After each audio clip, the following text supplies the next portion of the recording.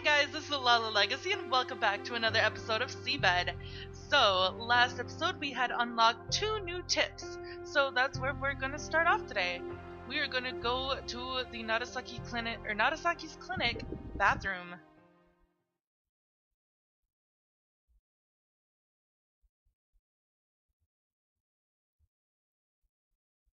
Sachiko was on room 208's bed, her upper body raised.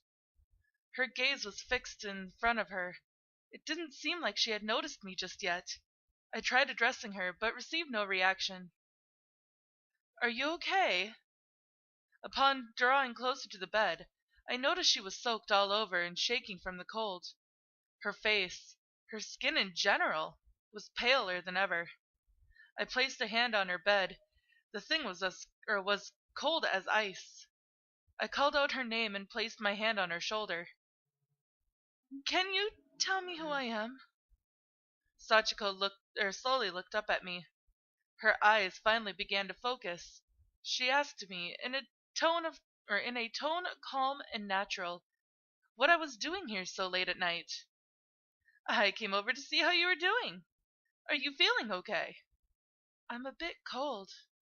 I gave her a nod. "You seem to be freezing. I think you should take a hot bath."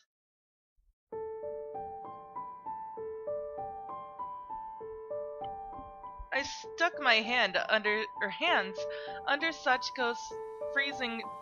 Oh my gosh, I'm having such a hard time reading today. I stuck my hands under Sachiko's freezing knees and chest, lifted her up, and carried her all the way to the bathroom. I made her sit on the edge of the bathtub. However, as I was preparing the shower, she stopped me, saying she could handle that much herself. Oh, that's a cool effect. I took Sachiko's soaked clothes and left the bathroom. The loud hiss of the shower filled my ears. Through the glass of the adjacent washroom, I continued keeping an eye on her. Still sitting on the edge of the bathtub, Sachiko poured some hot water on herself. White steam escaped through the slit of the open door. I leaned against the bathroom wall and organized my thoughts.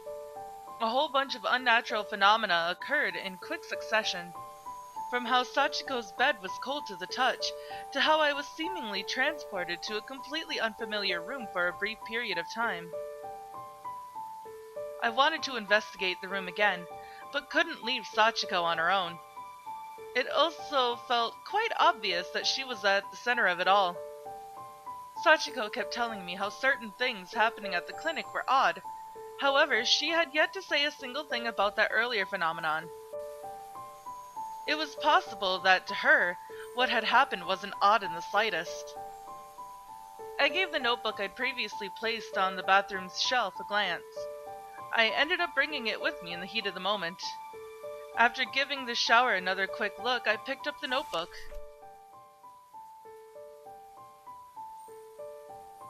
I opened it to the last few entries, the ones I had previously skipped. It had a passage about how Takako was feeling worse. She passed away due to an illness. There were no details regarding the exact nature of the illness, but it seemed like Takako wasn't hospitalized and instead received treatment at home. I looked for the date Sachiko came to my clinic, but there was no entry like that. I flipped back to the last entry. It was yesterday.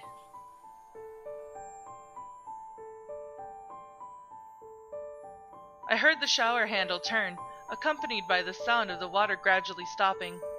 I addressed Sachiko, successfully catching her attention. "I'll bring you a change of clothes." "All right." "You could also take a bath if you're still feeling cold."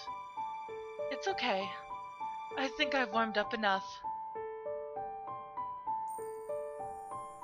I left the room to get her a change of clothes. Both the corridor and the room had returned to normal temperature, but I didn't feel like investigating that right now. I grabbed some clothes from the wardrobe and hurried back to the bathroom. Sachiko was still sitting on the other side of the glass door.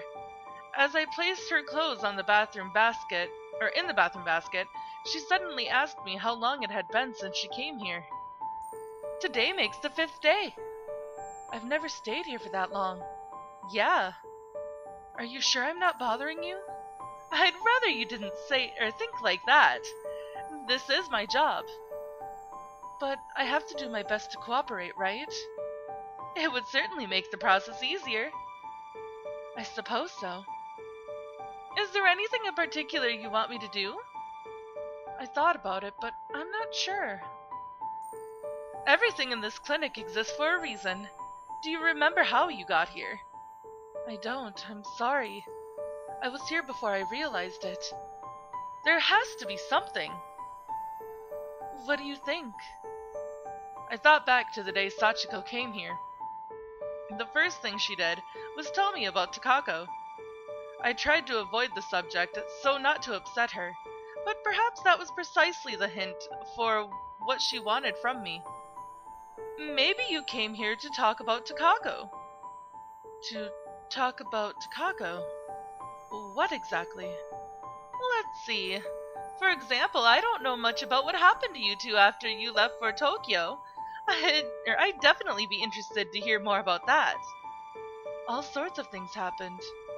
How about we talk about that for a while after you're done? I mean, if you're okay with that. In the middle of the night? I finally remembered what time it was. Still, I didn't feel like I'd be able to sleep, and I figured it'd be for the best to hear her out as soon as possible. I'm good as long as you're not too sleepy. Sachiko ended up agreeing to my proposition.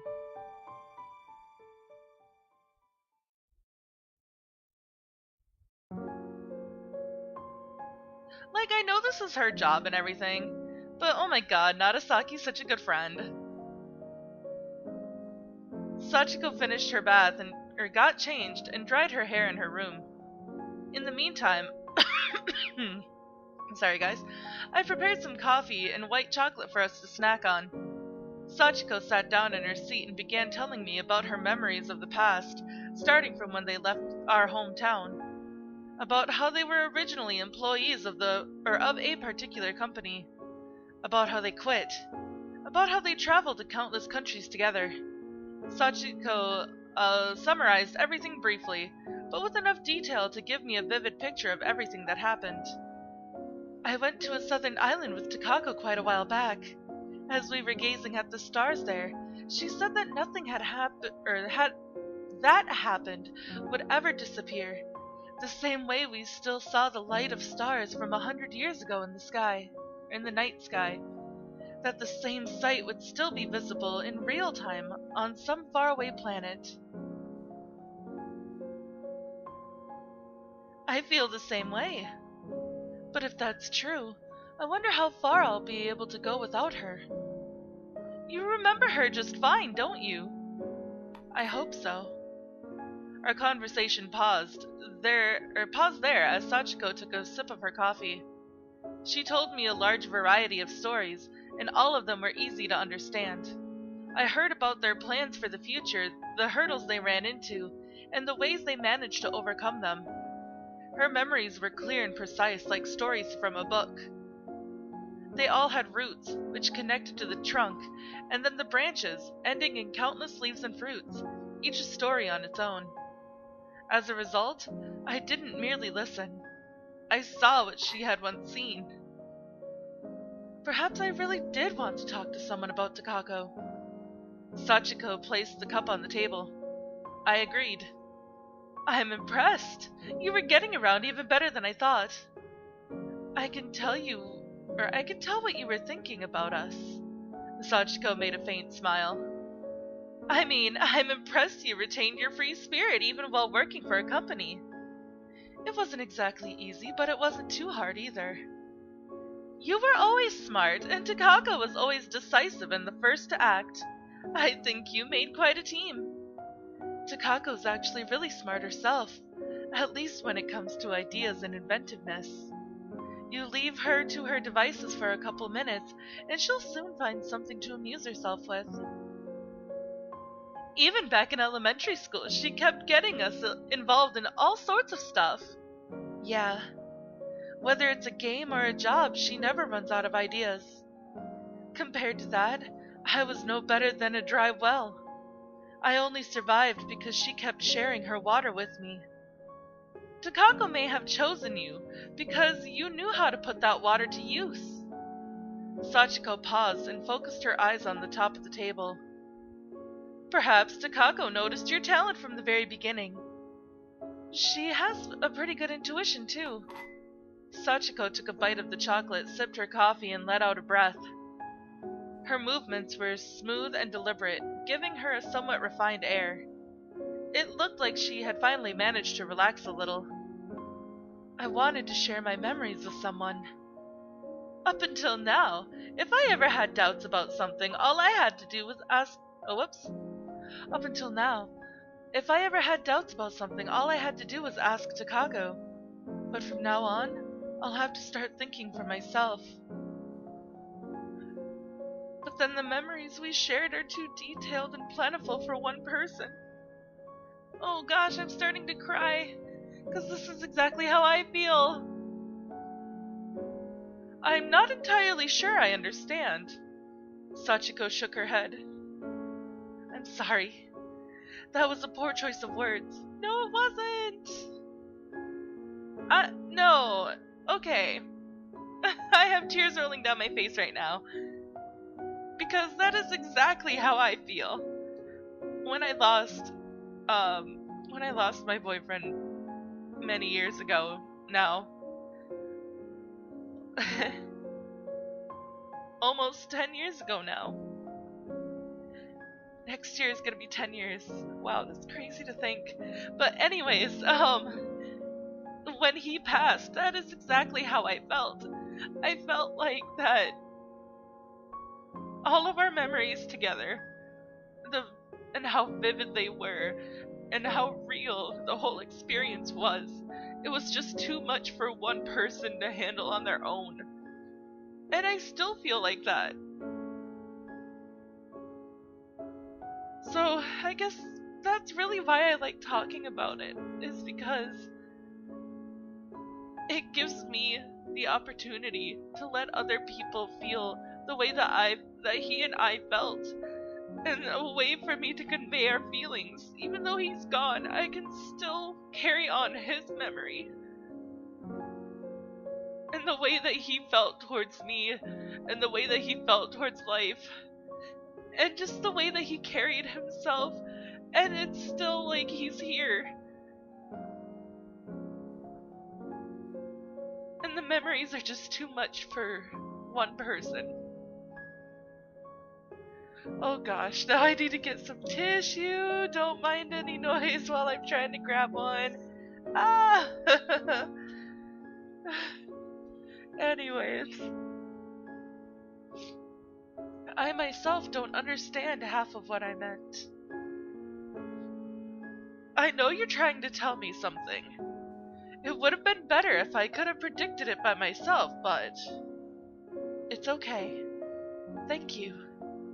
Sachiko made a gentle smile. However, seeing that made me somewhat sad.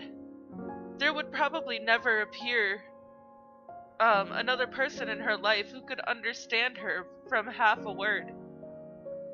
And I knew that the parts no one could understand would sooner or later disappear from one's mind.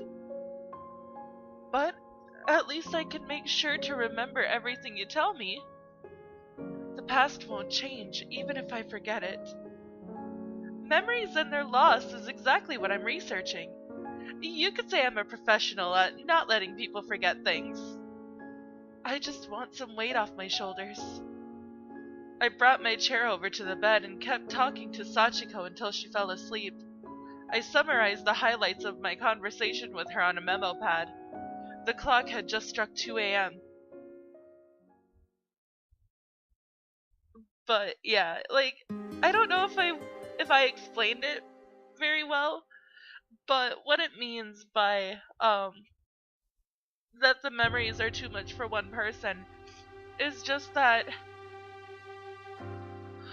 it's so overwhelming, and it's really hard to believe that all of those memories could have happened, and then all of a sudden the person is just gone, and there's no way to make memories with them anymore, obviously. And it's just something that's really hard to accept, and it's something that's really hard to think about. And until, like, you experience that kind of loss with somebody that you were very, very close to, and especially with somebody who you expected to live the rest of your life with, and then all of a sudden they're just not there anymore, then what do? You had plans, you had, like, your whole future planned out, and you were expecting so much and so were they, and then all of a sudden you have to live out those plans by yourself without them. And it's really hard because those plans were made for two people, and then all of a sudden all of that responsibility and all of the trust, all of the everything, that love, the memories, everything is just thrust onto one person, and it's just too much. So I hope that explained that a little bit better. But since I used quite a bit of my time trying to explain that, that is all the time that I will have for this episode. So the next episode that I do is going to be the next tip, and hopefully we'll get back into the main story. So, if you liked this video, please give it a big thumbs up down below, and if you haven't already subscribed, by subscribing you're becoming part of a legacy. I love you guys so much, and I will see you in the next video. Bye bye!